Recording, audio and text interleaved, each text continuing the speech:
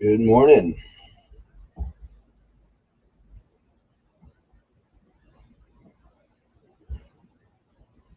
You know what? What movie is from? So I'm sure it's on YouTube. Oh, I remember. It's a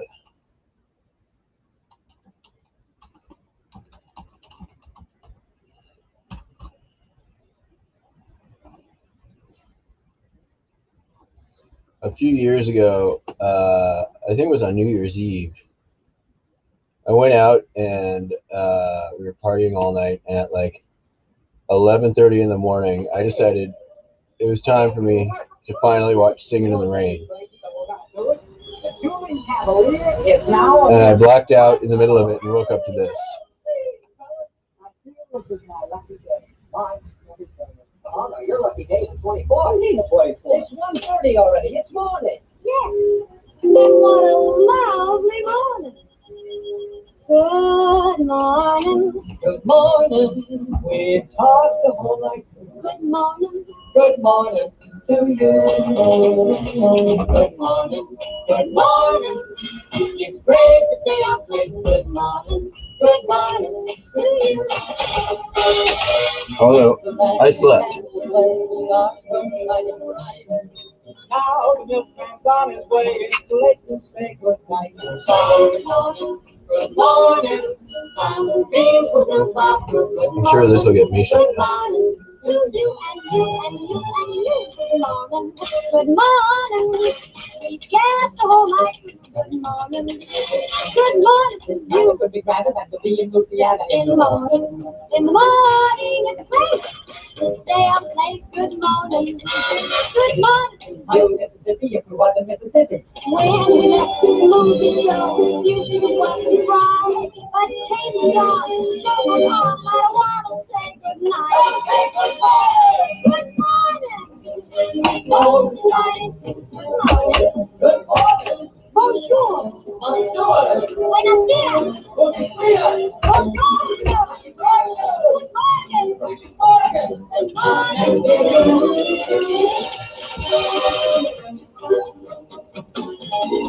Good morning, Jennifer.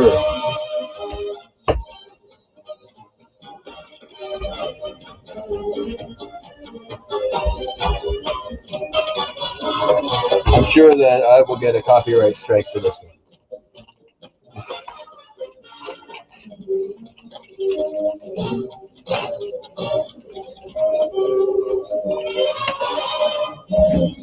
Such a good movie, though. I didn't watch it for the first time until, like, I don't know, 5 years ago.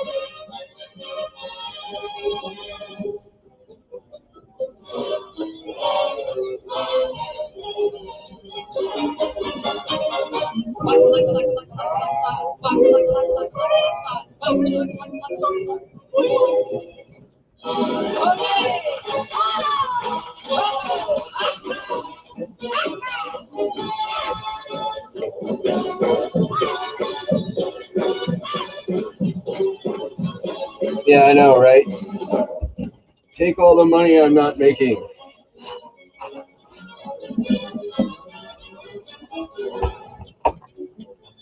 Oh.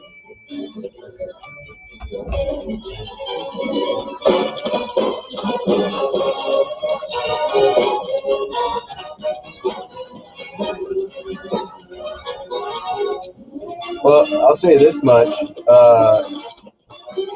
It definitely keeps people out. Like, people come in and be like, what the hell? And leave.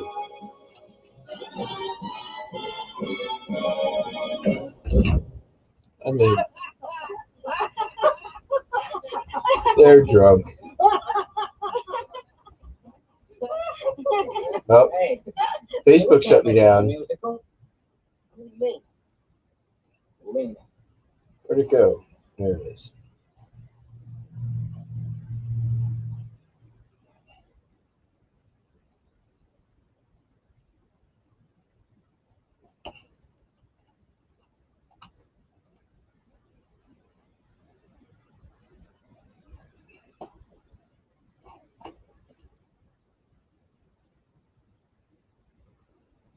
Oh no, eBay just blocked, or Facebook just blocked the stream while the song is playing.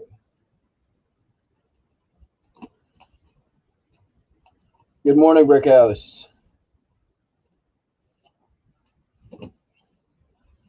So I sold some things overnight. I didn't pack last night. It's definitely slowed down a tiny bit, which I say only because every time I say that, it then seems to pick up. I have been listing very heavily ever since the 24-hour stream.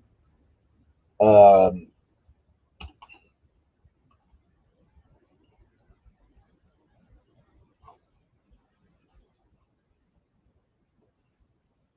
lot of ephemera. I've been doing like the bunch of maps and brochures and weird, like this kind of stuff. This is a 1962 schedule to a Norwegian clipper. Some like weird photographs. Here's a flood in Pittsburgh in 1936, I believe it was. That's the like main downtown area of Pittsburgh. Listed some football ticket stubs from 1973. One of these actually already sold. They haven't paid yet. Some weird postcards of like some creepy anamorphic hedgehogs. Here's another flood. This is in McGregor, Iowa in the 1960s. Why do I have so many flood photographs? Nobody knows. This is cool. 1957 National Park Service. This is the bear warning they handed you when you walked into the park. So yeah, a lot of just weird random ephemera backstock, which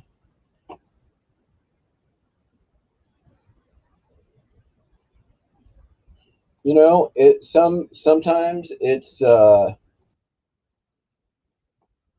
people like ephemera for a lot of reasons. One, in terms of collecting stuff, it's like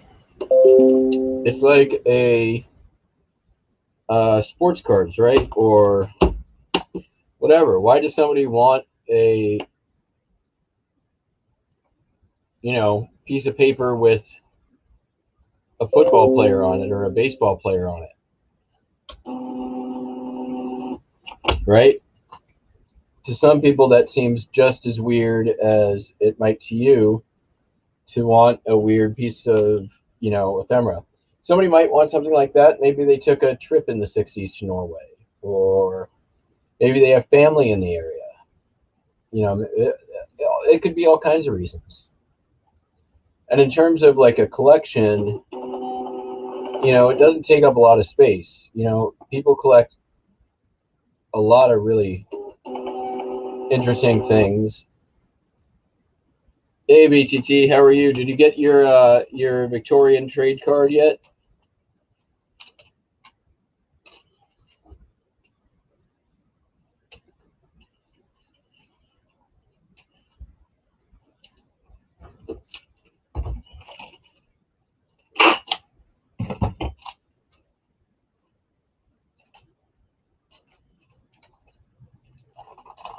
Yeah, and history is interesting. I think there's a lot of reasons why people like ephemera.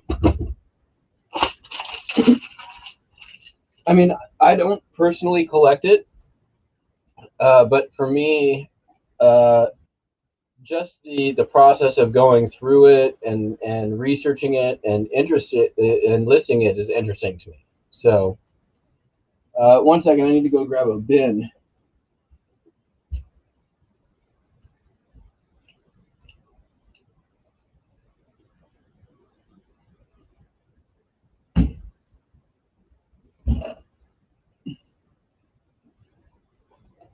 And honestly, like ephemera items like that aren't necessarily huge money most of the time. 10, $15. sometimes less, sometimes more. That national parks bear warning, the comps on that, the most recent one sold in every one of them sells. There's none available now. The most recent one that I could find was 2014 and it sold for $40. So since none are available and it's got a good sales history, I went like $80 make offer. I'm pretty sure I can probably get at least 50 or 60. And I mean, for something like that one, I mean, just the lithograph art on there is amazing. Like that bear, it looks like it's gonna F you up, right? Hey, Flippin' Sports Guy.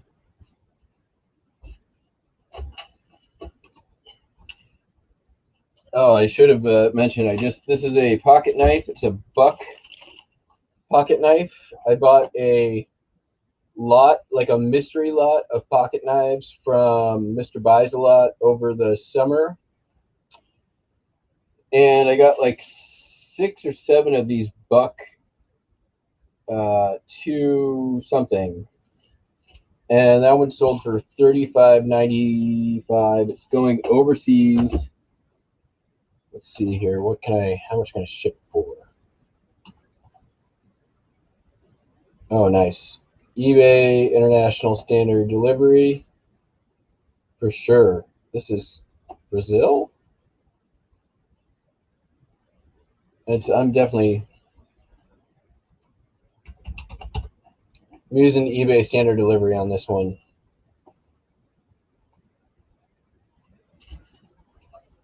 Yeah, I mean, sometimes just the visual images on some of that stuff. Graphic designers will also buy vintage ephemera, because a lot of times, like, they use it as like example imagery.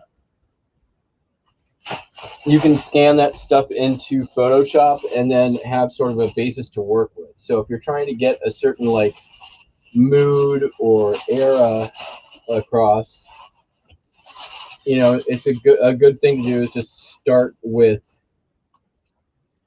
start with some good source materials. So graphic designers will buy that stuff sometimes. Junk journalists.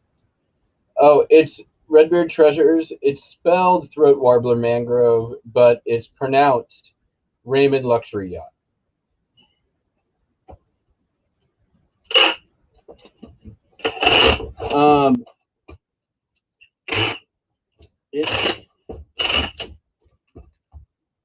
It is not the start of another 24-hour thing.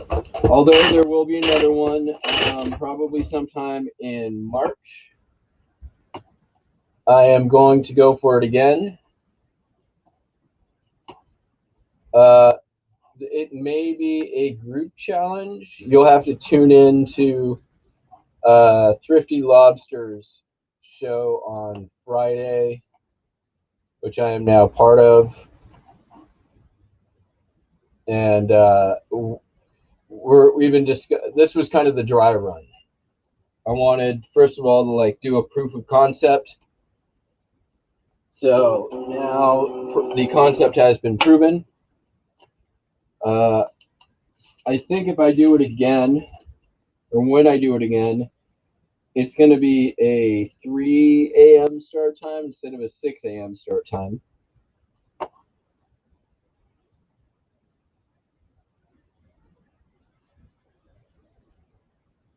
Yeah, it's been a weird backup on a lot of stuff lately. Not gonna lie.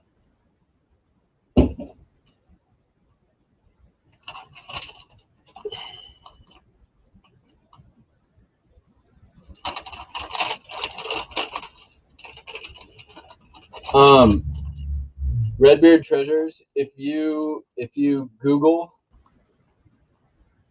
Throat Warbler Mangrove, you'll see what it's referenced to. This is a belt buckle say American Bicentennial. You probably can't see it too great. For American Agriculture, it's sold. It's been up for a year. I want to say it's a like nothing at all special belt buckle. It's put out by Ortho. Yeah, it's been up since February 17th, 2020, so a little over a year. But I mean, it's small. Who cares?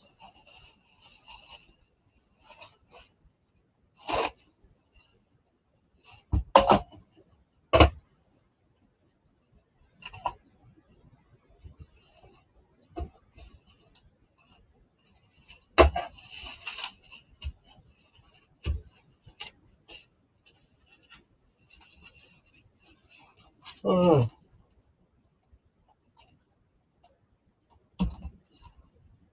I don't know what time. I'm assuming most of y'all. Yeah, it's a Monty Python reference. You nailed it. I don't know how many all of you are out on the East Coast. My guess is.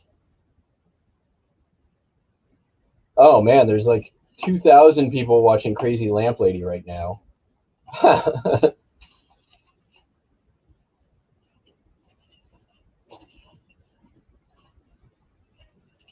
Some people call it my superpower.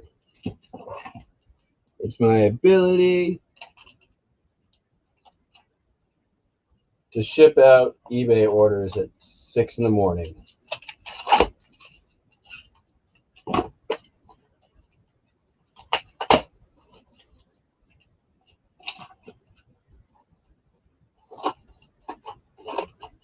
Central Time, 8:05. Hello, Pick a Bar.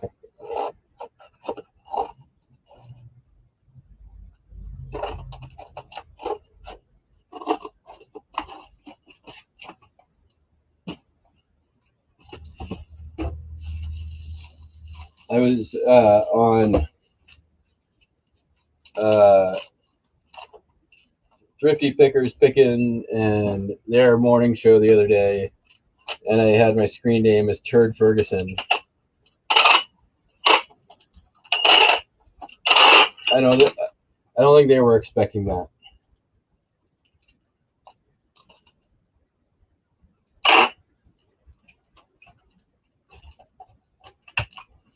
Not a fan of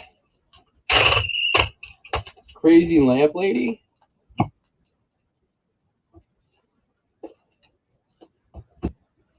Or one of the other 8 things I just referenced in the last 30 seconds.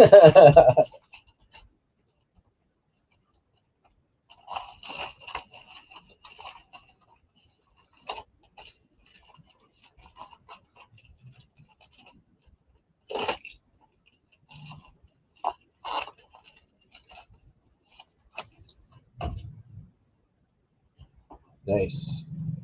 Anytime I wrap something up and it stays under 4 ounces, I get this little like jolt of dopamine.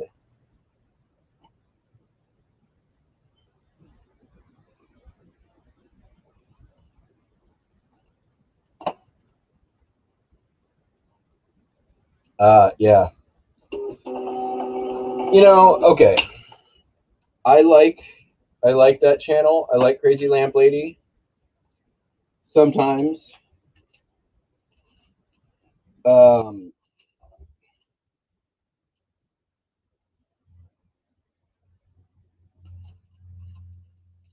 What she is very good at is marketing, right? She has essentially created a collector's market amongst her viewership that is that collector's market wouldn't exist for a lot of this stuff otherwise.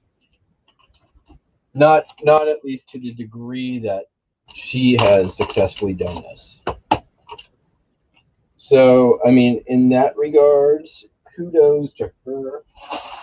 She's great. I have learned a lot from Crazy Lamp Lady. So don't Don't get me wrong. Now, does that mean she's necessarily always what I want to see when I turn on my TV? Absolutely not. But the same thing, I love South Park. I think South Park's a freaking hilarious show. But there's sometimes where I turn it on, and within the first like 3 minutes, I'm like, nope, not today, South Park. I am not feeling this. It's a bit much. So, I guess what I'm saying is I sometimes like South Park, and I sometimes like Crazy Leopard.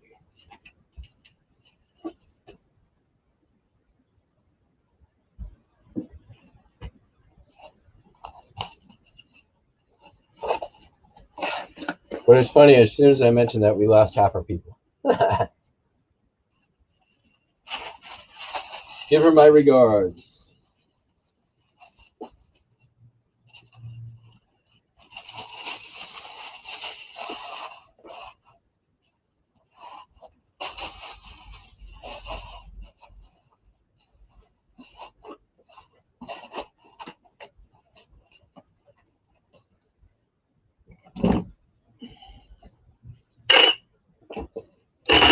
Oh, the thing I just wrapped up, I keep forgetting to show you guys. That's half the point of this.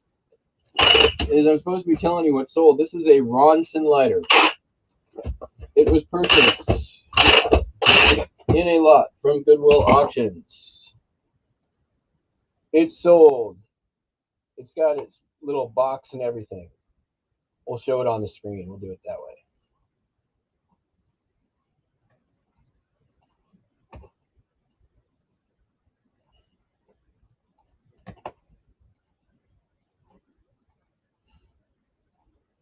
There it is. It's a good looking listing. It did not sell for that. Did it sell for that much? How much did it sell for? It sold for that much. $39.95 plus shipping. It's like a leather wrap. One thing I would say is learn to change the flint on a lighter. Cleaned up nice too. This thing was nasty looking when I got it. Learn to change the flint on a vintage lighter.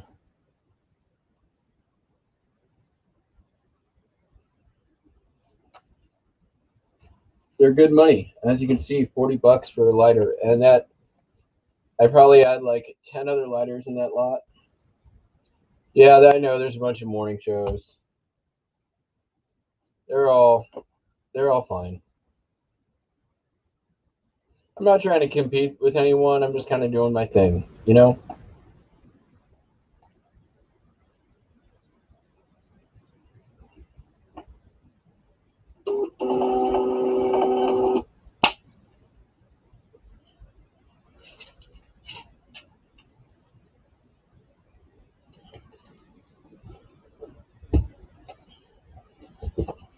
All right. It's a pretty easy shipping day, to be honest. It's not a complaint, just the way it is. That's just the way it is.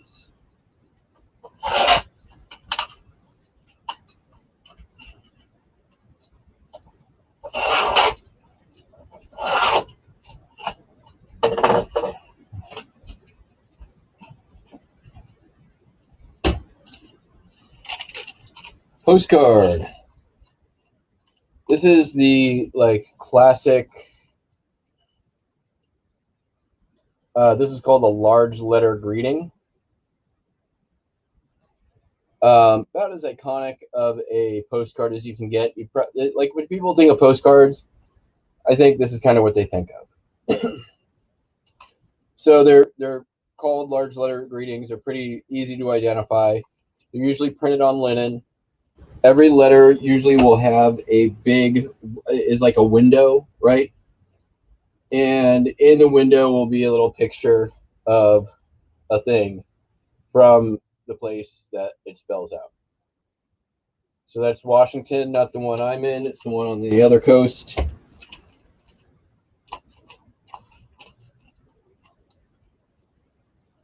Sales have been average. You know, the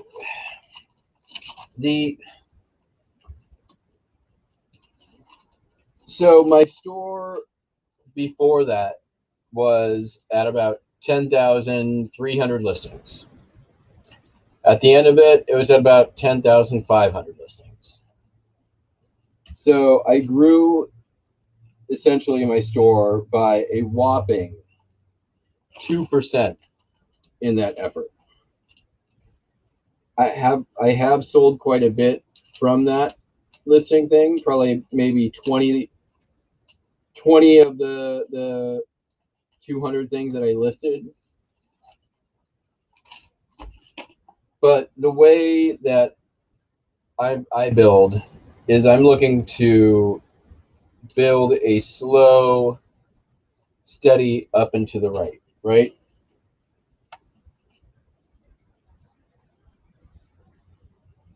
Oh, that's a cool idea. Yeah. Old state postcards are cool. And they can sell for like there's some rare ones that can sell like 20, 30, 40 bucks. That's kind of the top end for that particular kind. They do really well in lots too, and I've got a couple of lots I need to get up. All right.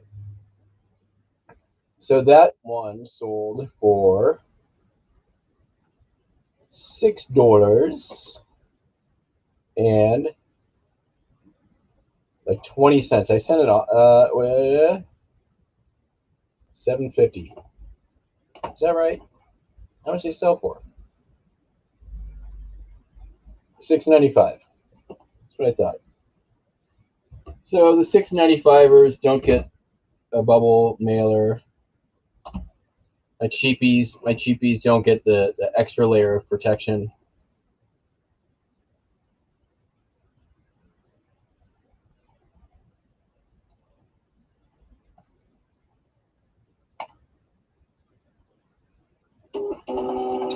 Yeah, so I try to. Oh, you heard me on Scavenger Life. Yeah, I was. I wanted to. Which reminds me, thank you. I need to order some of that Brazilian coffee.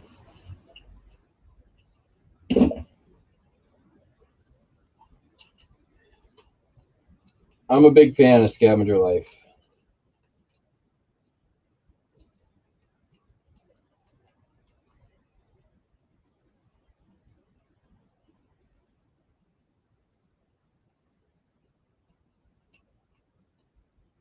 And I'm wearing this shirt right now. This is the shirt that I bought from him.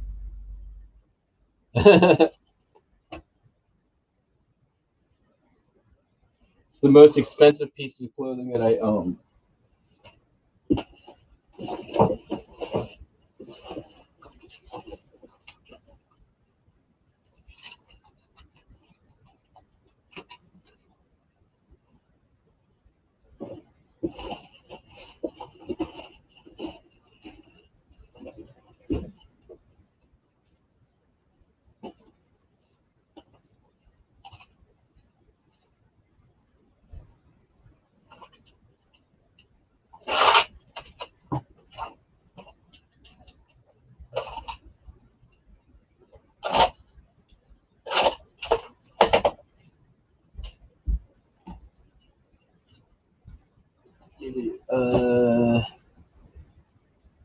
You guys be right back. I just need to grab some more mailers.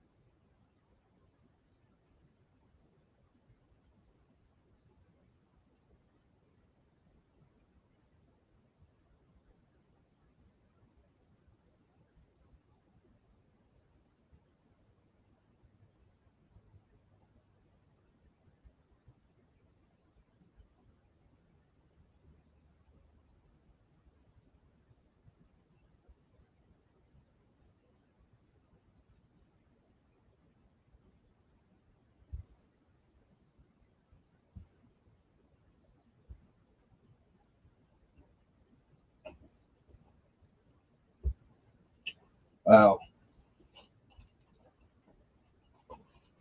One way to know when your business is growing is when you run out of material way before you were expecting.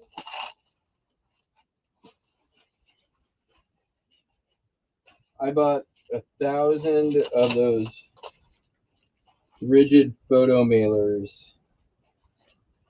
Oh man, I want to say, I guess I can find out.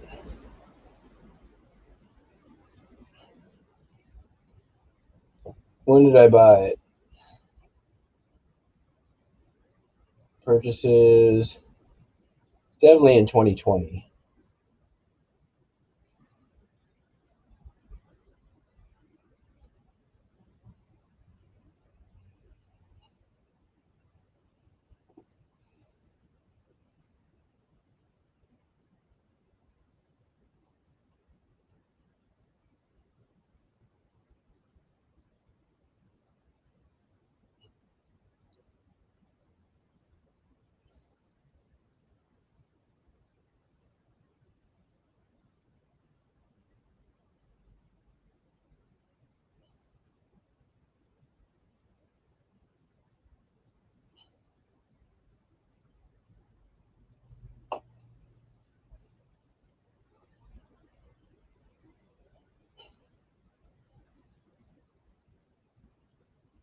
Did I not buy it on here?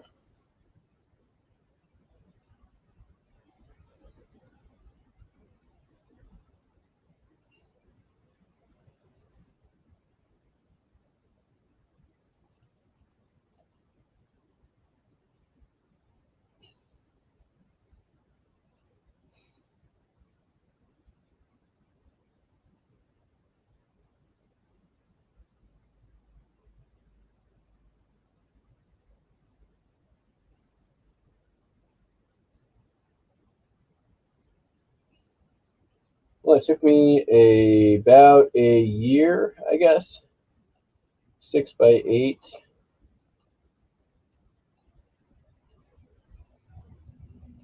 A little under a year.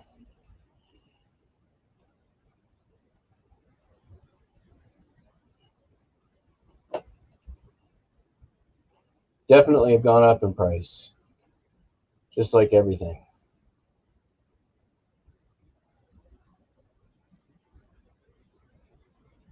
Terminal 99. No.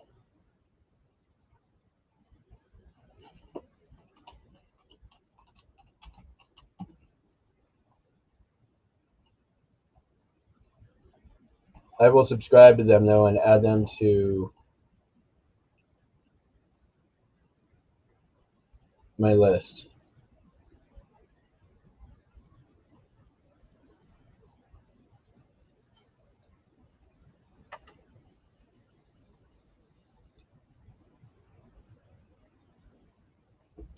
I see a lot of old rusty things, so that their channel is definitely up my alley.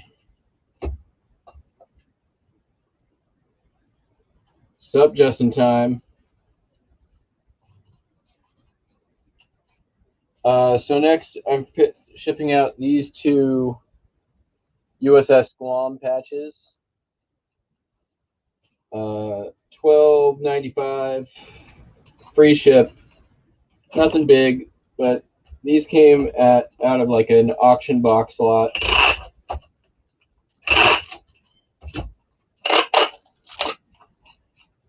I just got some sad news here too. My favorite little country auction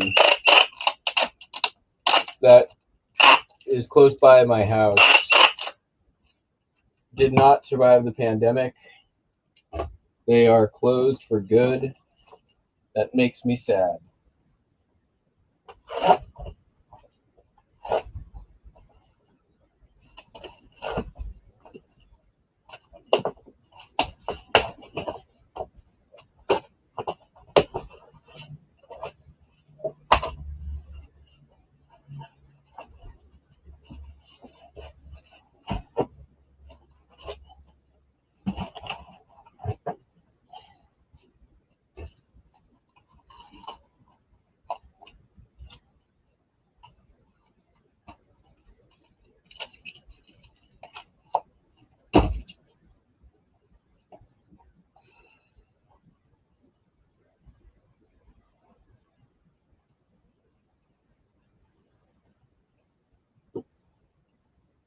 all in all, good sales day. I mean, I can't really complain when,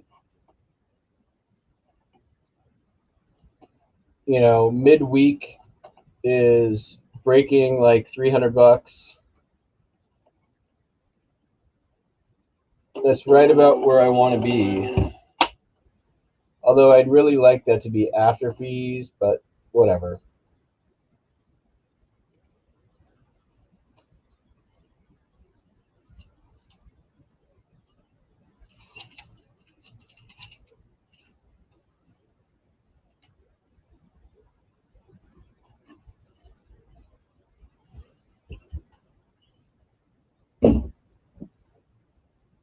Got some knives going out. This one is from the Fast and Furious Bremerton Thrift video. I think I paid a couple of bucks for it. It is I'm gonna have to read it from my thing because Rapala J Martini Finland fish fillet knife. I think I got it for $2 and it sold for 20 free shipping. Oops. I am shredding. I'm gonna be careful with this sheath. All right. And then this is a really nice Armstrong Forge chef knife. Wood handle.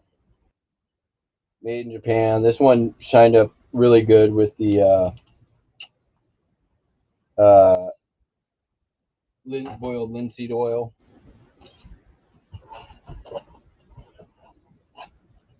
I'm going to do another batch of those today. I listed some of those during the challenge.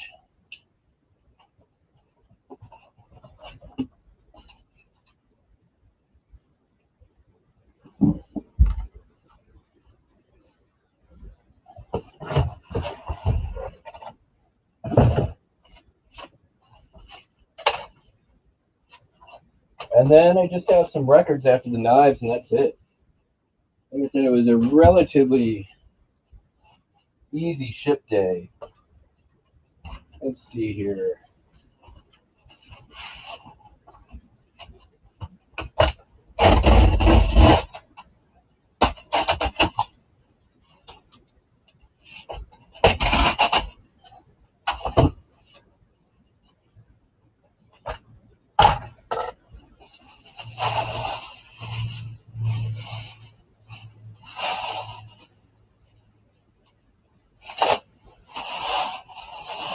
And then I'm going to get on the listing. I got some drafts that are done.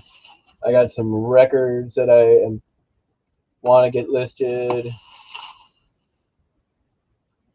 Kitchen knives, man, are definitely one of my favorites. And like fishing and boot knives, I really like.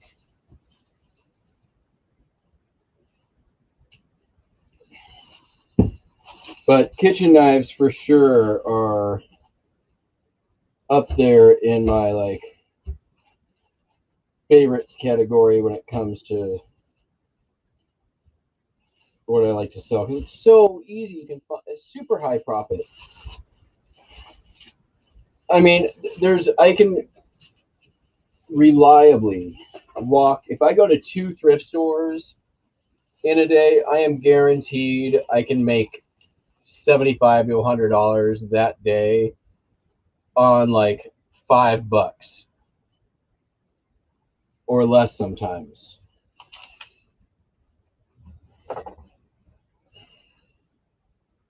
Oh yeah, there's some that can go crazy money. And it's one of those things too, like a lot of times fly under the radar, like estate sales and not everybody's looking at the cutlery.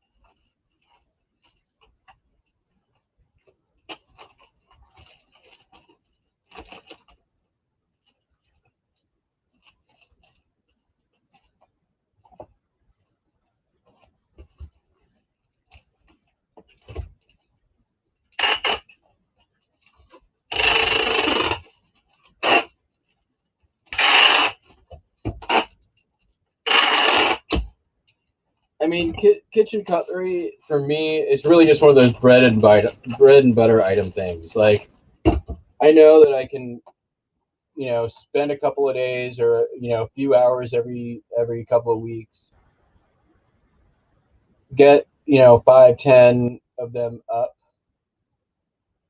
and then they'll just sell off consistently, at least a few a week. Oops.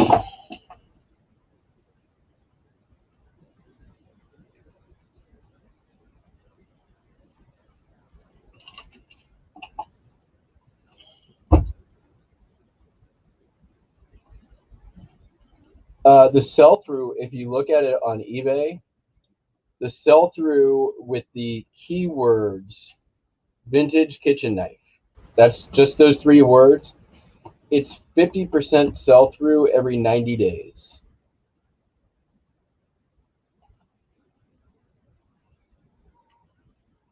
And the search term, like if somebody's looking for vintage kitchen knives, they're going to put in vintage kitchen knives. But check this out. This is crazy. All right.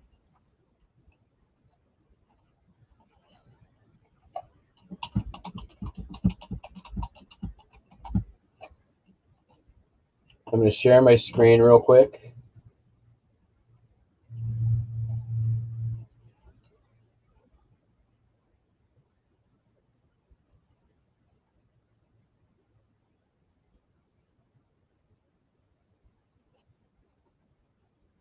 Nope.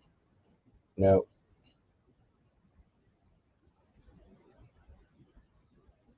Here, I'll just do it right here. Okay.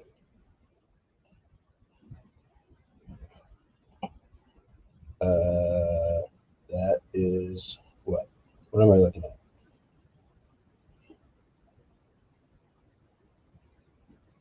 There it is. All right, we're going to do vintage kitchen knife. Oops. There's only 1,200 results, 1,147. All right. But in the solds, 623. That's better than 50% sell, or that's like whatever, 600 sold against 1,200 listed. With that search term, how many people do you think are searching with vintage kitchen knife?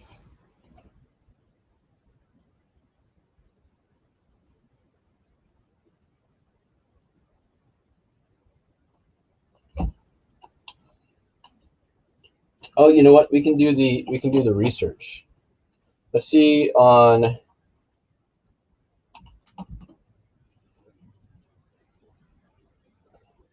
We can go do the research. See how many searches there are.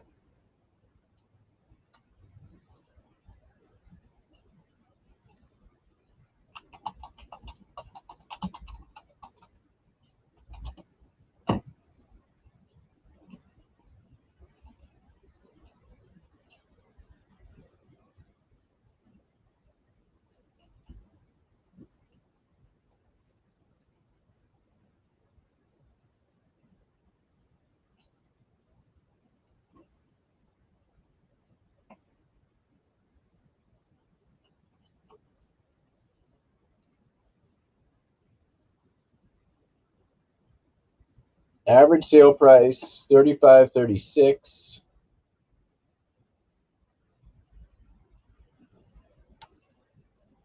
I mean,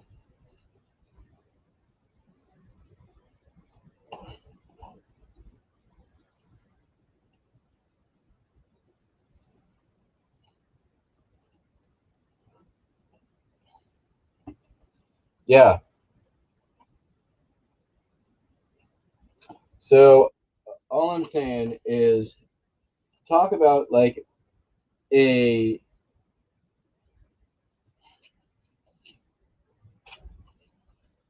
so Justin Tim, you and Lobster a month or so ago on the show were talking about cornering a market. There's 1,200 listings under vintage kitchen knives. I bet you I am probably 5% of that. I bet you in a week, 2 weeks, I could be 25% of that.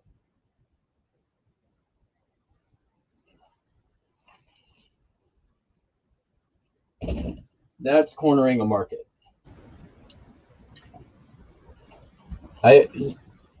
If we had you and Lobster also doing that same thing, if we had us three and every single listing had vintage kitchen knife, right?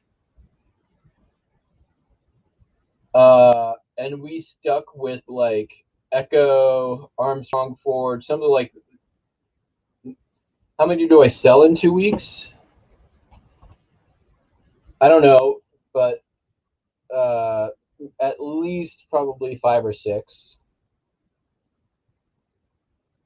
But there are 600 solds in the last 90 days versus 1,200 listed. So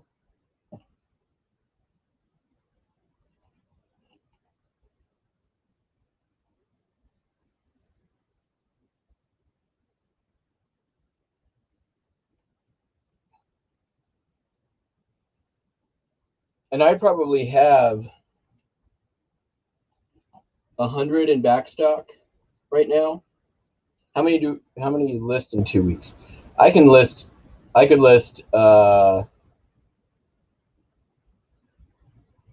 200 in 2 weeks, no problem. If I had the stock, I probably have in backstock. I probably have 100 in backstock.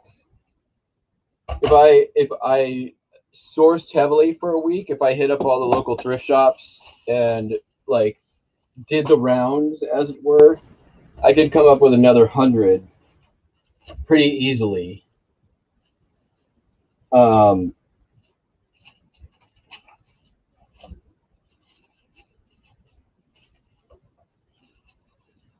Yeah, I could easily come up with another 100.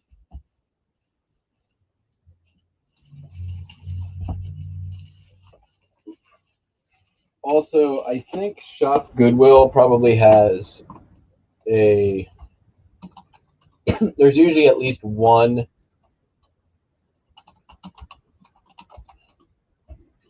bulk kitchen knife lot. Yeah, here we go. 27 pounds. Oh my God, there's no bids on this right now.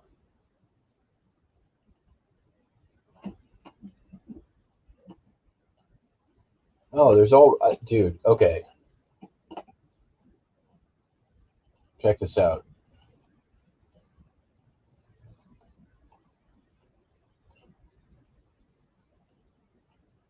So this is on Shop Goodwill right now. There are no bids, but I can see right now, that might be missing a pin, but I can see that like Bakelite yellow faux stag handle, which those sell really well.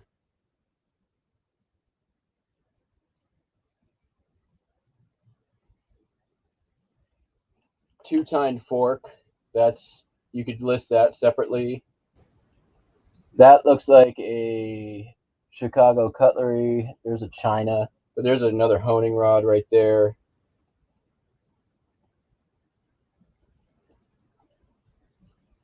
So that's okay, but then there's another one.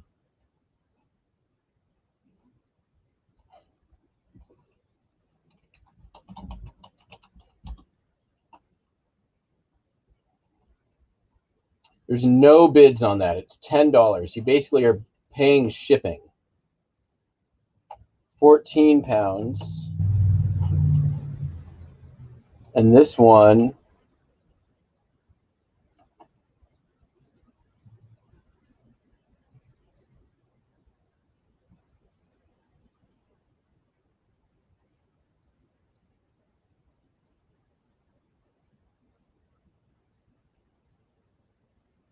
I mean, I can see a couple of wood handles in here. This one probably isn't as good.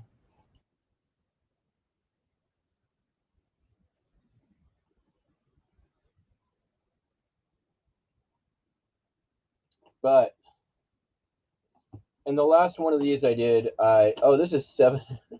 It doesn't even have the minimum bid yet. The last one of these I did, I literally, like, didn't even bring it in the house. I opened up the box, I pulled out the ones that I wanted, and then I drove the rest back to Goodwill. 10 bucks, both of them are 10 bucks plus ship.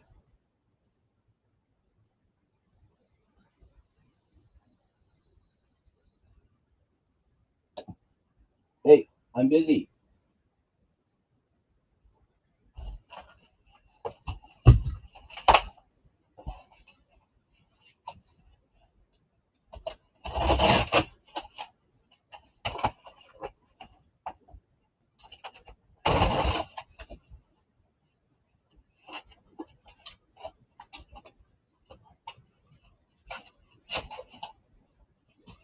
And they're such easy money. That's funny, Justin. I thought the first one looks better. But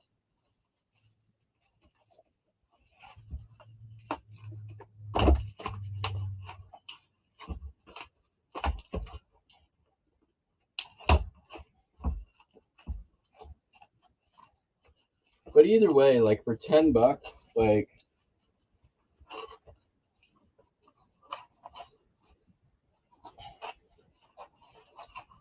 I'm not saying this is something we should do or I want to do.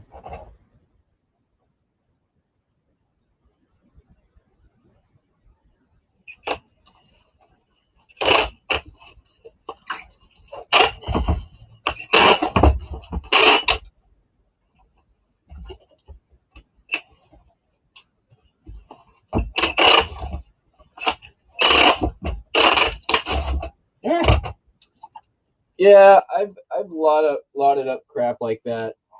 For me, honestly, it sells, but it's not always worth the effort. Like I could have maybe gotten an extra like 50 bucks out of it, but it would have been like 4 hours worth of work. And I don't want to do that. I'd rather do the less work, get the most money, get the junk out of here, and then move on.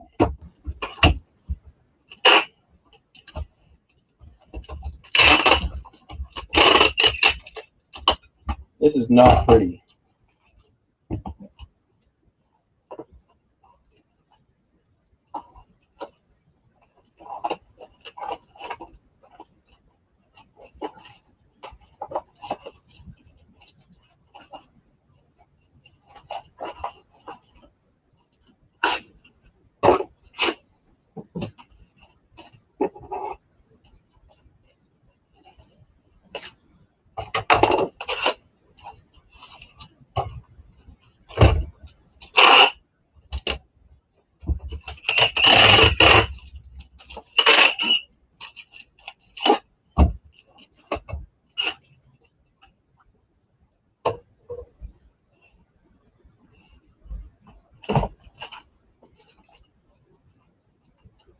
I don't set up at flea markets, and I'll tell you why. Because I can go to a flea market, and best case scenario, I might be able to make best case scenario. Here, 300-400 bucks, and I can list that in half a day. And I don't have to go through the effort of hauling stuff. Yeah.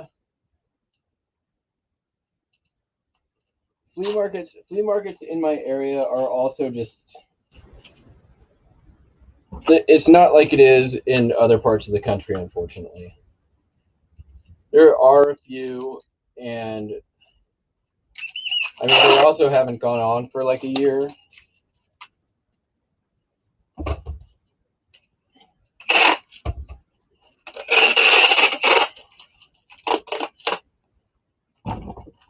I do like them.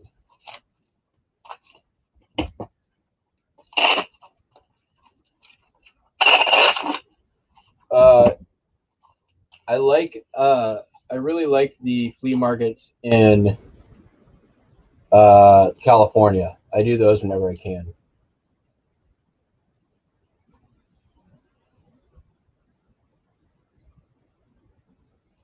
Yeah, it's just we don't have that culture here in the Northwest. I don't know why, but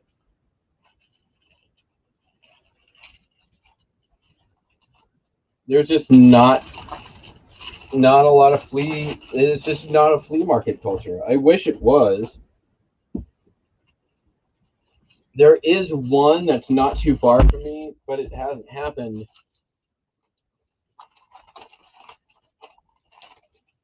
in 2 years. So they're coming up in April. It will be 2 years.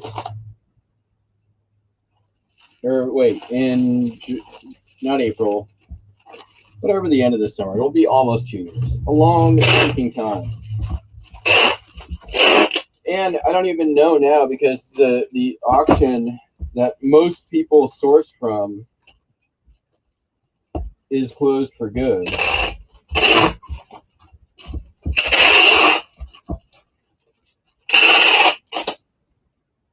It's very sad.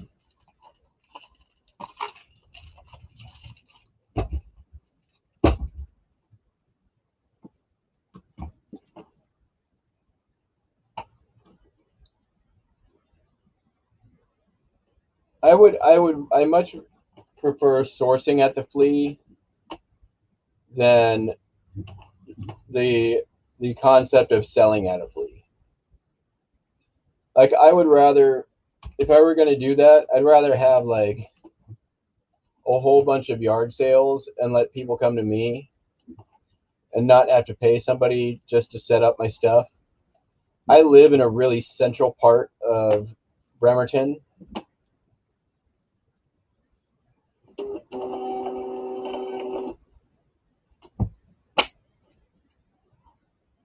So when I have a yard sale, I have no problem getting traffic. I also live directly next door to a church parking lot, which is humongous. So I don't have to worry about parking for my garage sale ever. And the church are jerks and they owe me.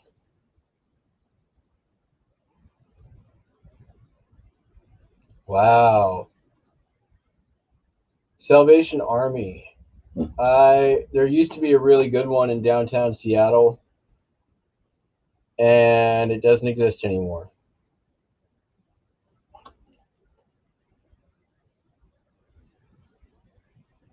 What do I have left? Just records. I've got Beethoven by Seiji Ozawa, but conducted by Seiji Ozawa. Then we got Digital, Glenn Miller, In the Mood. This is from like the 1970s, I think, early digital. Yeah, the church owes me. The church owes me because they set up a workshop. I don't know if we're going to be able to see this. Oh yeah, you can see it. See that? See that cargo container right there? The church set up a wood shop in that cargo container. They did not ask me ahead of time. They did not tell me ahead of time. It is grinding and milling like all day long. And I'm like, move it. You have a giant parking lot. Move it to the other side of your parking lot. And they're like, well, we have older parishioners. I'm like, oh, whatever, asshole church.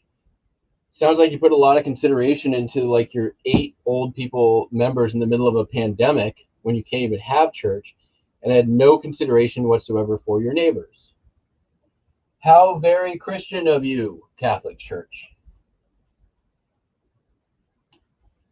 And so they basically said, okay, well, we will keep the noise down, blah blah blah. We will only work during hours, and they have broken every promise that they've made. So what have I learned? Which I didn't learn this. I knew this already. Catholic Church are liars. They're bad neighbors, and they owe me. There's your answer. I'm not upset about it at all.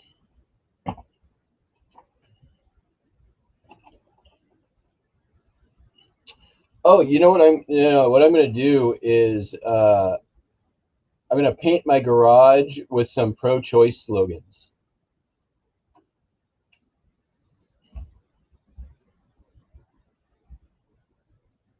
See how they like that.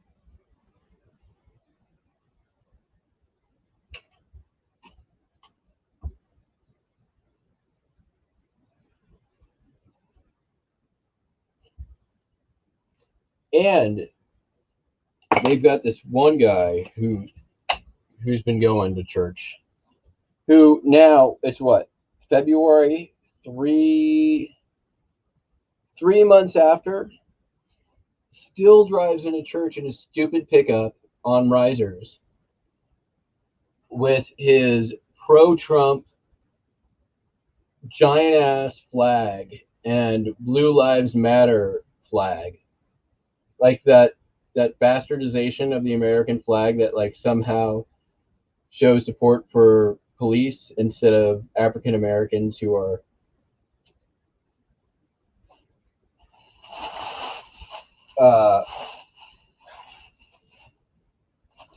consistently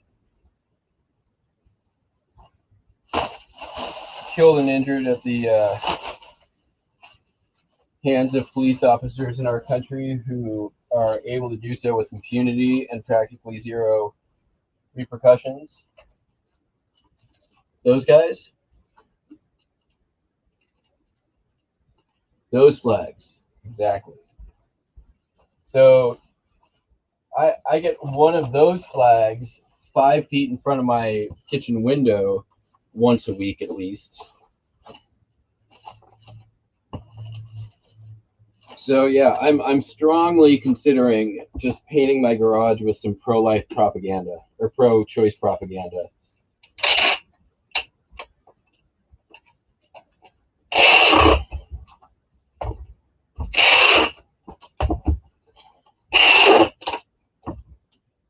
I heard a story too from the person who owned this house, who I bought it from. The church basically tried to steal this house from the estate.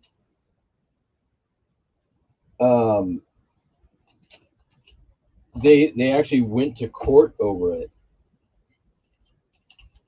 But the church lost. The church also tried, like, this is how great of a neighbor they are.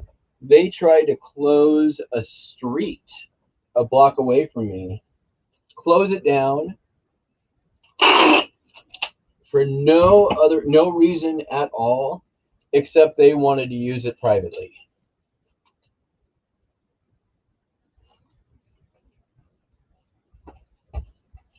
And when they tried to pull that, like, the whole neighborhood lost it.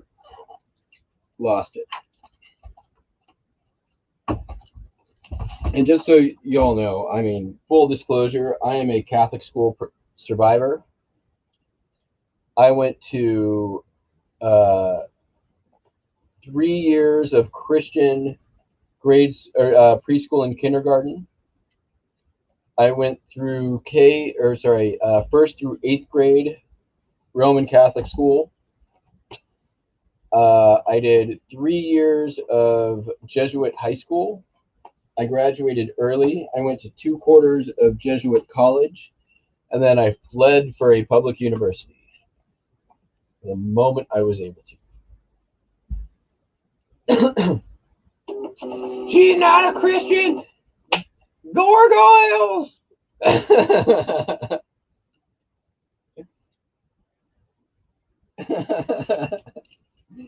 Oh my God, that is one of my favorite things ever on the internet. Gargoyles. I'm in Washington.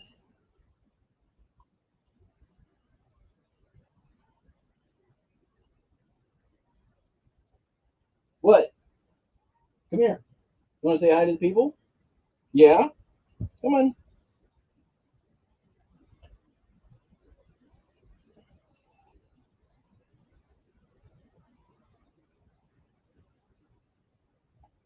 Oh yeah, Jesuits multiple. Seattle University is a Jesuit university.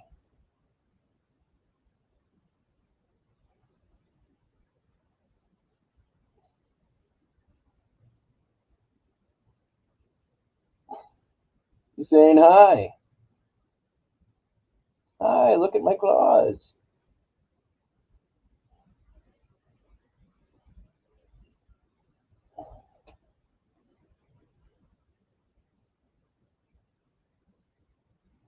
This is Buster Wiley von Laser Farts, but he goes by Buster most of the time.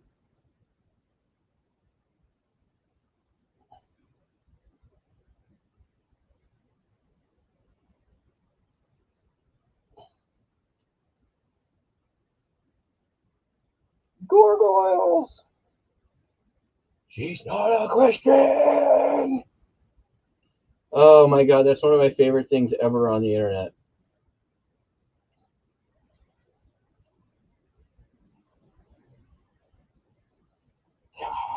Okay, Buster, I gotta finish shipping out these records, and then you can have some treats. Okay? Nope, don't touch the microphone.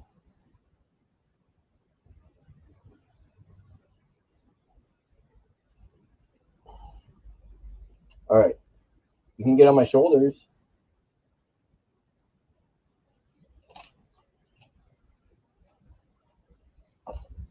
Hi.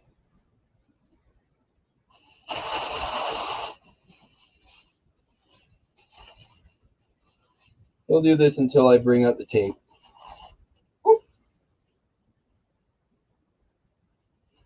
Hey, this is not going to work.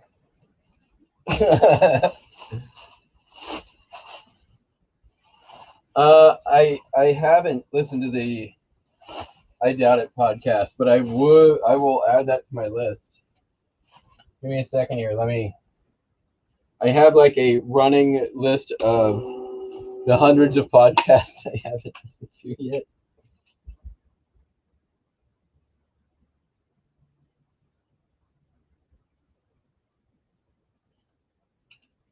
I should listen to it. I'm my favorite like comedy podcasts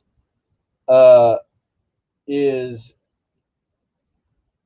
there's one that's called A Good One. Good One, it's a podcast about jokes. And they take one comedian and their joke every week and just break it all the way down. Like, where did the joke come from? How is it structured? Why did you write it? What is it about? Blah blah blah blah. And if you are interested in comedy and writing and comedy writing, then it's very very interesting. And then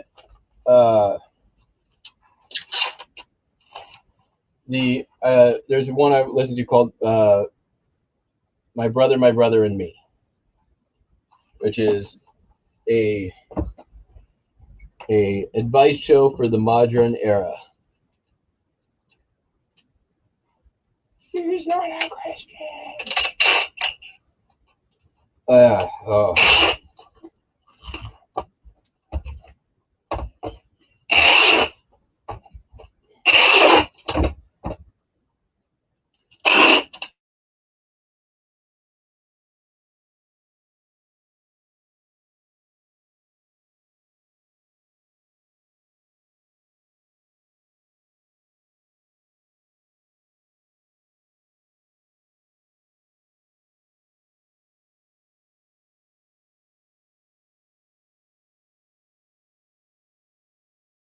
There we go. We're back. The joke one is called A Good One, a podcast about jokes. Good One, a podcast about jokes. It's really good. And, you know, it's not always like a stand-up comedian joke. They'll do, how did a character in a certain sitcom come about, or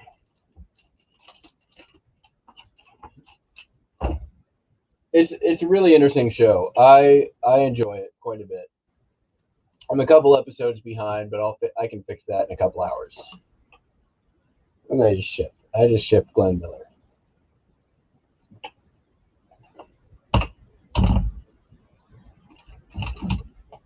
Boom, boom, boom.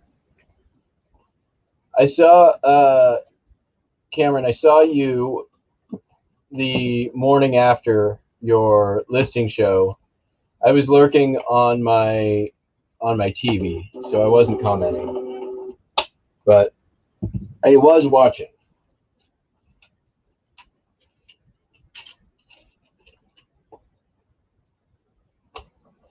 All right, we're on our last package, everyone. I want to take this moment and say thank you for tuning in. If you tuned in, I've got a bunch of crap to list.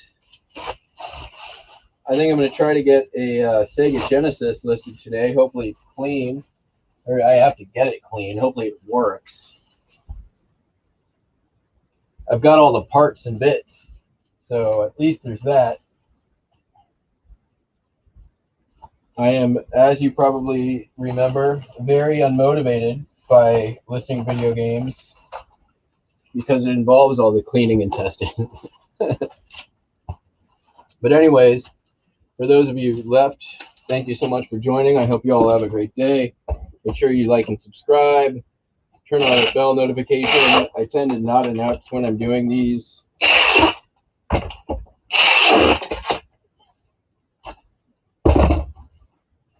But go out, list every damn day. Do some good sourcing. Buy me a pony while you're out there. Drink some coffee. Eat some good food. Hey, Hunter. And that's going to be just about that. Look at that. Look at that. All my shipping done, and it's 7 a.m. That is what I'm talking about.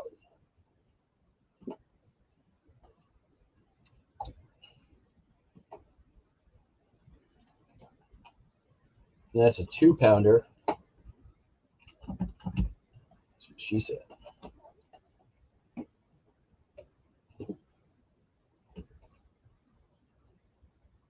Keep the vid roll. I will do, I promise you, I'm going to be doing another 24-hour listing stream. It will probably be next month. I don't have a date yet. There may be other participants.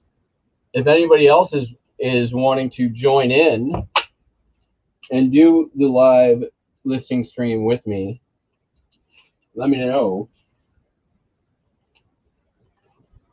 It will be a 3 a.m. Pacific start time though. I am not doing 6 a.m. start to 6 a.m. That was just dumb. So that's it. All my stuff's packed. I got some stuff to list. Y'all have a good day. Thank you very much for watching. If you're on the Facebook side, come join us on the YouTube side next time. And you can chat with the people and do stuff. Otherwise, because I can't see you over on Facebook. I mean, I guess I could go look. No, there's nobody on Facebook. You'll watch this anyways after the fact. So thank you, everyone. You have a great day, and see you next time. Bye.